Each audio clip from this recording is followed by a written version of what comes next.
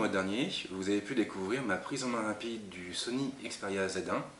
Une prise en main qui était assez succincte, qui avait pour objectif essentiellement de vous présenter le mobile, de vous montrer certaines de ses particularités. Aujourd'hui, eh bien, ça fait un peu plus d'une semaine que je l'ai en main, donc on va pouvoir passer à la suite et aux choses sérieuses. Et ce que vous allez découvrir dans cette vidéo, c'est le test du Z1. Un test qui va passer en revue ses fonctions phares, ses forces, mais également ses faiblesses. Pour rappel, le Sony Xperia Z1 embarque un écran Full HD de 5 pouces, avec différentes technologies qui améliorent le rendu de ses couleurs, de son contraste et de sa luminosité. On trouve également sous le capot un Qualcomm Snapdragon 800, un GPU Adreno 330, 2 Go de mémoire vive, 16 Go de stockage, complété par un port pour carte micro SD. Et évidemment, on a aussi quand même un capteur de 20,7 mégapixels. Un capteur qui s'accompagne d'un objectif G-Lens offrant une ouverture en 2.0, ce qui est quand même pas mal pour un smartphone. En termes de conception, deux plaques en verre trempé qui sont réunies autour d'un arceau métallique conçu d'une seule pièce. Donc c'est de l'unibody pour ceux qui connaissent. L'ergonomie, je l'ai déjà évoqué, mais bon, on peut la rappeler brièvement. Donc sur la tranche gauche, on a deux trappes permettant d'accéder au port micro SD et au connecteur. Ici, on a deux fiches dédiées au dock. Donc sur la tranche du bas, on a le haut-parleur. Sur la tranche droite, on a le déclencheur, les boutons de contrôle du volume, le bouton de mise sous tension, le bouton premium, et une trappe pour la carte nano SIM. Tranche supérieure, on a la prise jack qui est totalement hermétique. Alors le truc qui est intéressant, c'est que le terminal est traité IP55 et 58. Ça veut dire qu'on peut l'immerger en eau douce pendant une demi-heure, à 1,30 m au maximum. Et puis il est aussi résistant à la poussière, donc c'est quand même, voilà, c'est axé sur la durabilité. Donc maintenant qu'on a rappelé un petit peu les caractéristiques, les principales caractéristiques du Z1, on peut passer à la suite et voir comment fonctionne sa plateforme. Tout commence avec l'écran de veille, bien évidemment. Donc écran de veille qui est assez traditionnel. Dans cette zone, nous avons l'heure et la date. Ici, nous avons la zone de déverrouillage. Donc là, actuellement, j'ai activé le faire glisser vers le haut ou le bas pour déverrouiller. Tout en haut, on retrouve toujours les icônes de la zone de notification. Alors, Android 4.2 oblige, on a un système de widget qui va nous permettre d'accéder à certaines informations directement depuis l'écran de verrouillage. Pour ce faire, tout ce qu'on aura à faire, c'est d'effectuer un balayage latéral dans la partie supérieure de l'écran. Donc là, j'ai l'heure, j'ai également Google Keep. De ce côté-là, je vais avoir mon agenda. Et ici, j'ai un plus qui va me permettre de rajouter le widget de mon choix. Donc là, je vais pouvoir ajouter Google Now. Et après, une fois qu'il se sera mis à jour, je verrai apparaître directement les cartes de Google Now à cet endroit. Donc ça, c'est assez sympathique et ça permet de personnaliser vraiment son écran de verrouillage comme on le désire. Au niveau du déverrouillage, donc, comme je vous l'ai dit, j'ai activé un système de balayage vertical, pour le coup. On peut maintenant passer à la zone de notification. Alors, zone de notification qui est similaire à celle de la plupart des terminaux sous Android. Donc déjà, à la base, tout ce qu'on a, c'est en haut une série de plusieurs icônes. Donc je crois qu'à la base, on n'avait que 5. Qui nous permettent d'activer ou de désactiver certains services, comme le volume sonore, comme le Bluetooth, le Wi-Fi, les données mobiles, et ainsi de suite. Après, on a toujours un rappel de la date et de l'heure, et puis nous avons les différentes notifications qui sont envoyées par les applications. Donc là, je vois par exemple que j'ai une mise à jour système à installer, et ça c'est plutôt une bonne nouvelle parce qu'elle vient tout juste d'arriver. Alors, on ne peut pas faire grand-chose avec ce centre de notification, si ce n'est rajouter des icônes là-haut, en passant par les réglages de l'appareil. On trouve quand même ici un bouton effacer qui nous permet de virer absolument toutes les notifications d'une seule traite.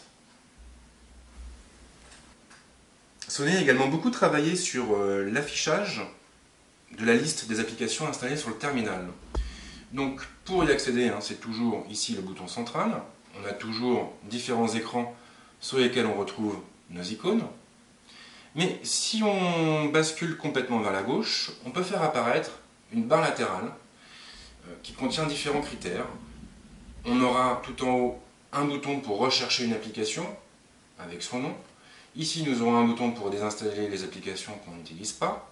Là, on pourra modifier le tri, donc on pourra opter pour le tri personnalisé, le tri alphabétique et les plus utilisés ou les applications installées par l'utilisateur. Et puis ici, on aura deux boutons pointant vers le Play Store et le Sony Select. Alors le Sony Select, c'est tout simplement une application qui recense les applications, on va dire, les plus populaires d'après le personnel de Sony. Donc ça c'est quand même assez chouette parce qu'en fin de compte, on n'aura pas forcément à trop naviguer pour aller chercher les applications qu'on utilise le plus ou qu'on vient d'installer. C'est pas mal, mais ce n'est pas terminé. Alors, ce qu'on peut également préciser, c'est qu'on a un mode multitâche qui est accessible par l'intermédiaire de ce bouton. Au mode multitâche traditionnel, on a la liste des applications lancées qui apparaît dans cette zone, sous forme de vignette. Mais on retrouve tout en bas une barre horizontale qui contient différentes icônes. En réalité, ces icônes vont nous permettre de lancer des applications en mode fenêtré, exactement comme ce que propose LG avec les Q-Slide Apps. L'intérêt, c'est que le système de Sony va un petit peu plus loin que celui d'LG, et vous allez vite comprendre pourquoi. Donc déjà ici, j'ai quoi? J'ai le navigateur, le minuteur, la calculatrice. J'appuie sur un bouton, hop, automatiquement, j'ai mon application qui apparaît ici en mode fenêtré. Si j'ai envie, je peux très bien aller ouvrir ma messagerie derrière et continuer à m'amuser avec ma calculatrice. Si jamais ça ne me suffit pas, je peux aller chercher d'autres applications comme le minuteur.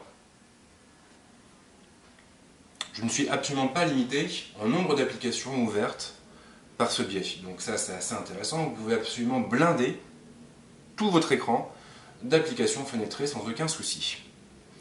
Mais ce n'est pas terminé. Et non. Car en appuyant sur le premier bouton, là j'accède à la liste de toutes les applications disponibles. Certaines applications sont installées nativement sur l'appareil. C'est le cas d'ActiveClip qui permet, si je ne me trompe pas, de faire une capture écran, de l'agenda, de la calculatrice, de l'enregistreur, des favoris, de la minuterie, du navigateur et des notes. Mais on peut très bien rajouter des applications. On peut rajouter Gmail, on peut rajouter Twitter sans aucun souci. Pour ce faire, tout va se passer là-haut en tapant sur le plus. On aura deux manières d'ajouter une application, soit en passant par les micro-applis du Play Store, donc là c'est quand même assez restreint, soit en passant par les widgets. Alors pour le Play Store, pas de grosse surprise, c'est une rubrique d'applications assez succincte, donc des mini-applications qui sont expressément conçues pour ce système. Mais on peut également passer par les widgets. Et là, c'est tout de suite beaucoup plus intéressant puisque vous allez pouvoir aller chercher n'importe quel widget. Donc là, par exemple, je vais prendre Flipboard et je vais le transformer en application fenêtrée. J'aurai plus ensuite qu'à le lancer et j'aurai mon Flipboard qui apparaîtra dans sa petite fenêtre et je pourrai donc le consulter en faisant autre chose. Donc ça, c'est quand même un sacré point fort. Alors après, évidemment, il y a les écrans d'accueil qui sont habituels, qui sont traditionnels, que vous devez connaître déjà, avec des widgets qui sont propres à Sony, comme ce widget-là qui nous permet d'accéder à l'appareil photo très rapidement. Il y a différents modes. Je détaillerai cette étape-là plus tard, donc je n'ai pas creusé. Tout ce que je peux dire, en tout cas, c'est que ces écrans d'accueil sont personnalisables, sont éditables. Tout ce qu'on a à faire, c'est d'appuyer pendant quelques secondes sur l'écran d'accueil de notre choix, et là on a une fenêtre qui se décompose en deux zones.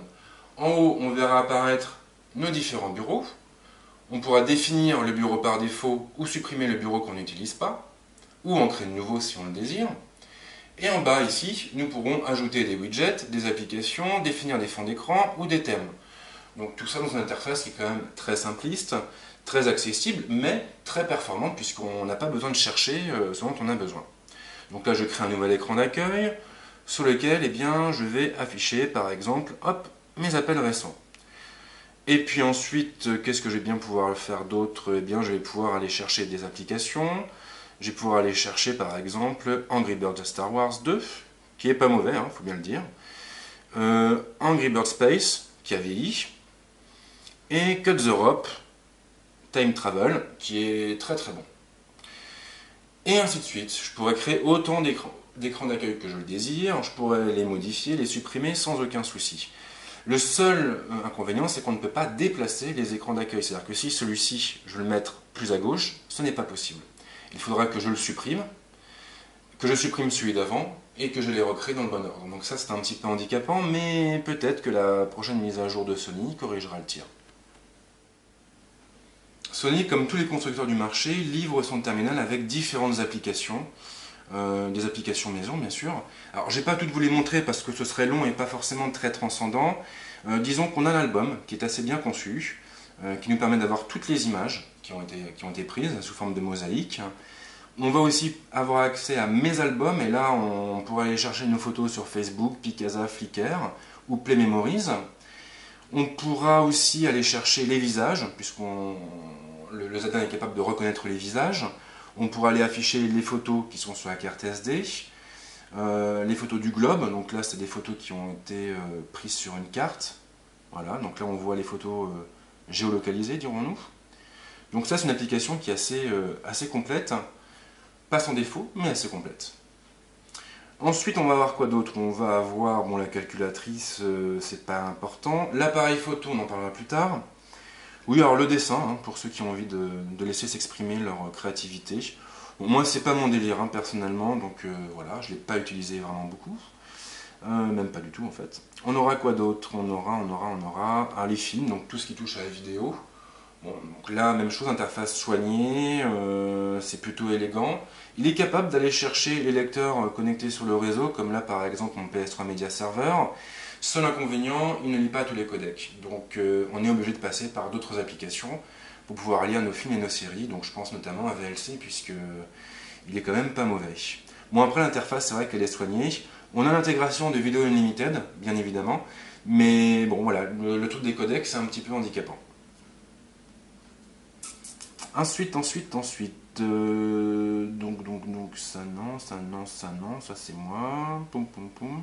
On a aussi les jeux Gameloft, donc je pense qu'il y a un partenariat entre Sony et Gameloft. Bon après on a la messagerie, les appels, ça c'est vraiment pas transcendant. Tout ce qui est Play Livre, Play Music, Play Store, PlayStation Mobile aussi. Donc ça évidemment c'est propre à Sony. Hein. Donc là il faut que je mette à jour l'application pour l'utiliser, c'est un petit peu dommage. Je pourrais pas vous la montrer. Radio FM. Donc là par contre il faut insérer les écouteurs que je n'ai pas. Reconnaissance vocale avec des commandes simples. Ah bah tiens, il s'est mis à jour, blablabla. Oui, fais ce que tu as envie de faire, il n'y a pas de souci, fais comme chez toi. C'est les vacances. Que dire d'autre, bon, c'est des applications, voilà, on a PixelR aussi pour la retouche. Donc des applications basiques qui permettent en fait à des néophytes d'utiliser déjà leur terminal en le sortant de la boîte. Donc c'est quand même pas mal. Alors, le moment est venu de parler aussi des réglages quand même. Alors déjà les réglages maintenant on a un écran qui est plutôt clair, plutôt blanc. Tout en haut une partie qui nous permet d'activer ou de désactiver certains services comme le Wi-Fi et le Bluetooth. Ici on a une rubrique consacrée à l'utilisation des données, donc ça c'est pas mal pour voir où on en est sur notre consommation. Donc ça peut être intéressant si jamais on a besoin de se restreindre vis-à-vis de notre forfait. On a, bon, connectivité Xperia, ça nous permet de gérer tout ce qui touche à la connectivité. Donc on a le SRO, la duplication d'écran, les réglages du serveur multimédia, et puis aussi les options qui vont nous permettre de relier notre Zadan à notre manette DualShock 3. Donc ça c'est assez sympa pour les gamers. On a plus, donc ici on va avoir le mode avion, tout ce qui touche au réseau mobile, au NFC et compagnie. Donc ça je pense que c'est pas vraiment ce qui est le plus transcendant. Personnalisation, bah, ça va être le thème, le fond d'écran, l'écran de verrouillage, les réglages rapides. Alors, les réglages rapides, hein, c'est comme je vous le disais tout à l'heure, on peut les personnaliser, mais on peut en mettre qu'un maximum de 10 dans la zone de notification. Donc il faut bien les choisir en fait, hein, il faut bien les choisir, c'est un petit peu dommage. Qu'a-t-on d'autre? Les réglages d'appel, c'est pas intéressant. Le son, c'est pas intéressant non plus. Non, pas vraiment. L'affichage, bon, bah, c'est tout ce qui touche au techno Sonic comme le Mix Reality. La luminosité, la rotation automatique de l'écran aussi, le rétroéclairage, le voyant de notification qu'on peut activer ou désactiver. On a un paraphe sur le stockage, donc on voit un peu où on en est. Ce qui est sympa, c'est qu'on aura aussi la possibilité de transférer directement nos données vers notre carte SD en appuyant sur ce bouton. Gestion de l'alimentation, là par contre on a beaucoup de choses à dire puisque le Z1, comme tous les Xperia, intègre le mode Stamina. Le mode Stamina, c'est un super mode d'économie d'énergie qui nous permet de doubler presque notre autonomie. Alors, de la doubler évidemment à condition de faire certains sacrifices. En gros, qu'est-ce que ça veut dire? Ça veut dire que si on active le mode Stamina, dès que l'écran sera en veille, enfin dès que l'écran sera éteint, tout ce qui est Wi-Fi, données mobiles, Bluetooth sera automatiquement désactivé. Il n'y aura plus de synchro, il n'y aura plus rien. L'intérêt de la chose, c'est qu'en activant le mode Stamina, on a une durée de vie qui est supérieure, puisqu'on désactive tous les services quand l'écran est éteint. Donc quand on part en réunion, au boulot, n'importe quoi, ou sur un trajet en voiture, ça peut être bien de l'activer. Même chose quand quand on voyage en train ou en RER. Après, moi, ce que j'ai remarqué, c'est que le gain n'est pas tant significatif que ça. En moyenne, le Z1 va tenir une journée et demie, sans recharge. Avec le mode Stamina, on peut pousser à 2 jours, voire plus. Maintenant, c'est sûr que l'autonomie déjà est quand même très très bonne à la base. Donc le mode Stamina, c'est vraiment un mode qui peut être intéressant à condition qu'on pense à l'activer. Et c'est pour ça qu'il vaut mieux ajouter l'icône là-haut dans la petite barre. Voilà, moi je l'ai ajouté ici, donc comme ça je peux switcher rapidement vers le mode Stamina quand j'en ai le besoin. Et puis qu'est-ce qu'on a? Bah, tout le reste c'est pas super intéressant, hein, on a les comptes comme d'habitude. On n'a pas des super gestes multitouches comme ce que propose la concurrence. On n'a pas des super options d'accessibilité avec le téléphone intelligent qui va couper tel truc ou tel truc quand on va le retourner. Donc on reste sur du traditionnel, mais qui fonctionne plutôt bien.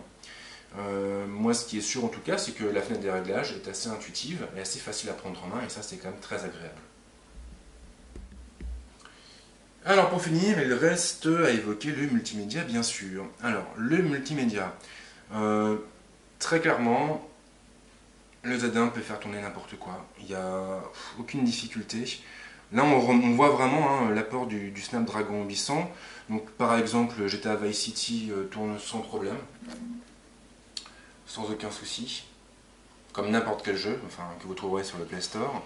J'ai pas l'occasion de tester les émulateurs, je vous avouerai franchement, mais de ce que j'ai pu voir à droite à gauche, les retours sont plutôt positifs. Aucune latence en tout cas durant cette semaine de test. Et quand je dis aucune, c'est vraiment aucune. Il tourne à merveille, on peut lancer autant d'applications qu'on veut, on peut lancer des applications en mode fenêtré. Le machin il réagit au doigt et à l'œil. C'est impressionnant. J'avais été aussi impressionné par le G2 et comme il partage à peu près la même fiche technique, c'est pas étonnant que le Z1 soit aussi efficace. Bon alors c'est vrai que Vice City là pour le coup, et par rapport à GTA V, c'est pas vraiment ça, mais bon, vous voyez que quand même ça marche plutôt bien, c'est fluide. Voilà, c'est pas mal. Ouh, je me bats contre un taxi. Ouh, je suis violent. Ah, c'était pas un taxi, c'est une voiture de course. Ouh, j'ai fait peur. Ouh, il y a des policiers. Donc ça marche plutôt bien. Ensuite, on a évidemment tout ce qui touche aux films et aux séries. Donc ça, c'est très important à l'heure actuelle. Donc là encore, je vais vous faire une petite démo. Donc je retrouve mes petits. Voilà, Media House. Je vais aller chercher donc des vidéos qui se trouvent sur un disque dur externe connecté à mon Mac. Donc je vais aller chercher quoi. Bah, comme la dernière fois. Donc ça c'est des faux, ce sont bien sûr des dossiers fictifs. Hein, vous l'avez parfaitement compris. Donc c'est un petit peu long hein, parce que comme je vous l'ai dit, je vais chercher quand même, je vais les chercher assez loin ces fichiers.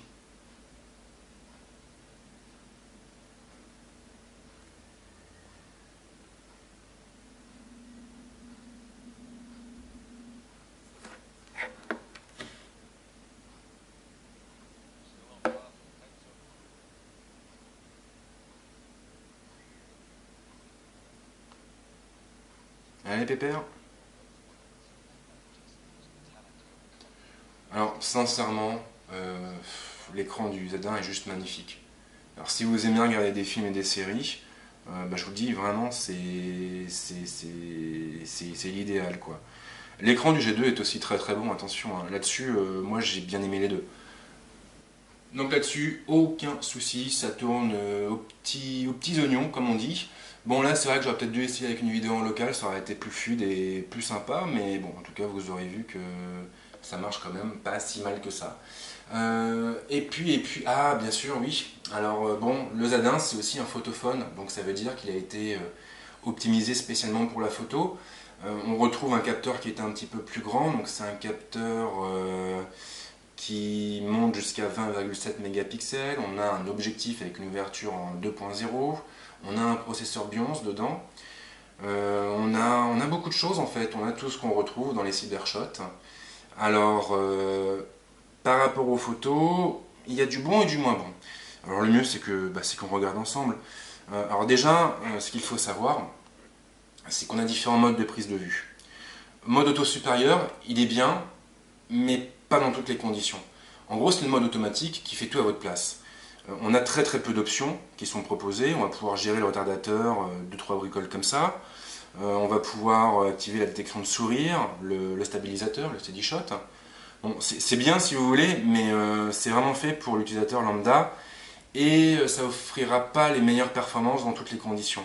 Dès que la lumière va commencer à manquer, je trouve que le mode auto va commencer à merder. Donc là, après, on passe en mode manuel. Le mode manuel est plus intéressant parce qu'on va avoir différents modes scène. On va pouvoir donc du coup adapter la prise de vue aux conditions de luminosité. Je pense notamment aux scènes de nuit qui sont bien foutues et qui obtiennent de bons résultats. Vous le verrez dans une autre vidéo un petit peu plus bas. Mais c'est vrai que là-dessus, c'est mieux. En revanche, pour les réglages, il n'y a pas grand-chose. On ne pourra pas gérer l'ouverture, on ne pourra pas gérer la vitesse de l'obturateur. On va pouvoir gérer la résolution, le retardateur toujours. Qu'est-ce qu'on aura d'autre? Donc ça c'est pour les vidéos, donc même chose. On va pouvoir gérer le stockage des données. Il me semble que j'avais un peu plus de choses avant, mais à mon avis, c'est peut-être parce que... Voilà.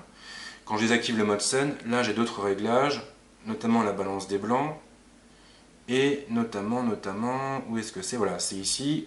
On va voir le mode HDR, la sensibilité, le mode de mesure, le stabilisateur d'image qu'on pourra activer ou désactiver. Donc, bon là évidemment, petit plantage. Alors ça, c'est des plantages qui arrivent rarement, sincèrement. C'est la deuxième fois que ça m'arrive. Bon, c'est vrai que c'est toujours un petit peu emmerdant. Donc voilà, le mode manuel vaudra mieux basculer dessus pour obtenir des résultats plus qualitatifs, dirons-nous. Après, on a le mode Time Shift Burst, pardon. Donc ça, c'est le gros mode rafale qui te prend 150 photos d'un coup et qui te permet de choisir la plus jolie. On a l'effet de photo. Alors ça, l'effet de photo, c'est façon Instagram, quoi. Donc c'est pas super excitant. Qu'est-ce qu'on va avoir? Donc le panorama par balayage, l'effet réalité augmentée qui est drôle au début et plus trop à la fin. L'info eye que j'ai jamais utilisé. Donc ça permet d'obtenir des informations sur des produits en les photographiant. Enfin des produits ou des monuments ou ce que vous voulez. Bon, moi c'est pas mon délire. Par contre très très bon, le social live. Grâce à lui on va pouvoir streamer en vidéo 10 minutes. 10 minutes de ce qu'on est en train de faire. Bon, ma phrase n'est pas très facile à comprendre. En gros, le social live, c'est un mode qui va vous permettre de streamer, d'envoyer sur Facebook ce que vous êtes en train de filmer avec votre Z1. Sauf que vous êtes limité à une durée maximale de 10 minutes, ce qui n'est pas énorme, mais c'est suffisant pour couvrir des événements ou partager des petits trucs avec votre famille. Et puis, pour moi, la grande force de ces applications-là, c'est qu'elles sont ouvertes et les développeurs peuvent très bien proposer leur propre application. En installant Evernote, par exemple, vous aurez une nouvelle application qui apparaîtra ici et qui vous permettra de prendre directement des photos et de les envoyer vers vos carnets de notes. Si vous tapez sur plus d'appli, là-haut, vous serez renvoyé vers Sony Select avec d'autres applications qui sont proposées. Donc bon, des applications qui sont un petit peu plus gadget pour l'instant, mais c'est vrai que là-dessus, il y a quand même beaucoup de possibilités. Alors après, en termes de rendu vidéo, photo, j'ai préparé une vidéo en fait avec différents samples, dirons-nous. Donc vous verrez un petit peu ce que le Z1 est capable de faire. J'étais assez agréablement surpris, mais je m'attendais quand même un petit peu à mieux. Donc il fait légèrement mieux que le G2, mais à mon avis, je pense qu'il aura du mal à faire aussi bien que le Lumia 1020.